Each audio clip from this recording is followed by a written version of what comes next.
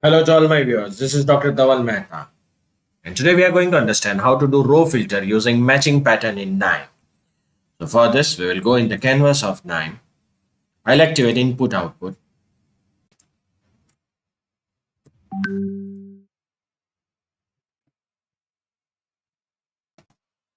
I'll activate CSV reader. While double clicking on this node, I'll be in the position to browse my data set, which is in the CSV format. So I'll locate my file, which is in CSV format.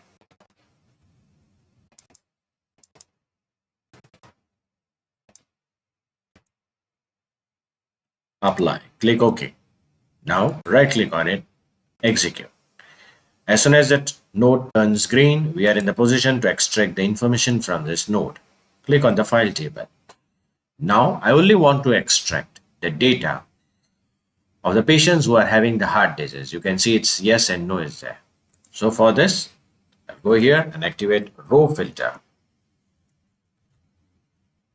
Double click on it. Right click. Now activate the heart disease from here. Make sure you select yes. So this is known as a row filter using matching criteria, using matching pattern. You can do two things. Either you can include rows by attribute values, that is, if it is yes is there, then include it, or exclude. So if yes is there, you can exclude it. So click OK, then execute it, and you can see the filtered table.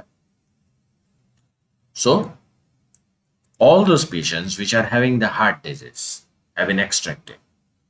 So this is the way you can do row filter using matching pattern in KNIME. For more videos on KNIME, kindly subscribe to my channel. You can follow me on LinkedIn and Twitter. Please refer my playlist in which I have already uploaded many videos on KNIME.